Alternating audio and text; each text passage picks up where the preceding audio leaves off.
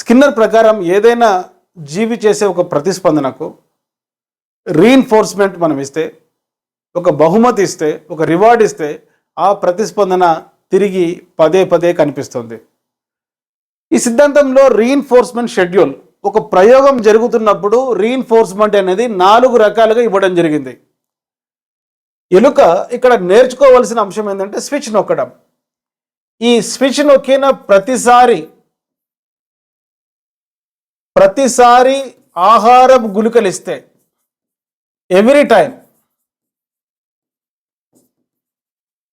ఇది నిరంతర పునర్బలనం, continuous reinforcement. ఒకవేళ ఎలుక మీట నొక్కిన ప్రతిసారి ఈ కప్పులో నుంచి ఆహారపు గుళిక అది అందుకోగలిగిందంటే అది నిరంతర పునర్బలనం. If rat receives food after every response, it is continuous reinforcement, నిరంతర పునర్బలనం. ఒకవేళ ప్రతి 5 ప్రతిస్పందనలకు లేక ప్రతి 10 ప్రతిస్పందనలకు ఈ ఎలుకకు ఆహారపు గుళికలు ఇస్తే అది స్థిర నిష్పత్తి పునర్బలనం, fixed ratio reinforcement. If rat receives reward after every few responses, it is called fixed ratio.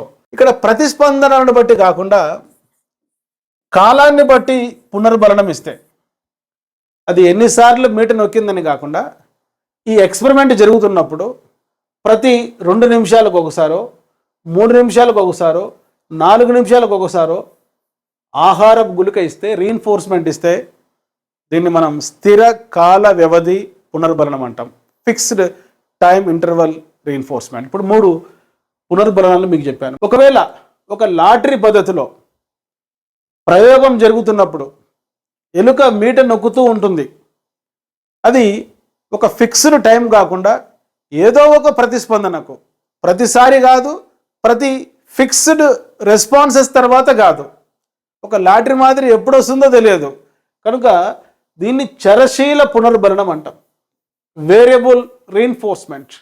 So variable reinforcement అంటే చూడండి, ప్రతిసారి పునర్బలనం ఇవ్వం, ప్రతి కొన్ని ప్రతిస్పందనలకు పునర్బలనం ఇవ్వం, అట్లనే ఫిక్స్డ్ టైంను బట్టి కూడా పునర్బలనం ఇవ్వం. అన్ఎక్స్పెక్టెడ్ టైంలో అన్ఎక్స్పెక్టెడ్ రెస్పాన్స్కి పునర్బలనం ఇస్తే దానిని చరశీల పునర్బలనం, వేరియబుల్ రీఇన్ఫోర్స్మెంట్ అంటాం. ప్లే స్టోర్లో ఎమిలీ అకాడమీ అని టైప్ చేసి నేడే యాప్ డౌన్లోడ్ చేసుకోండి. All the best.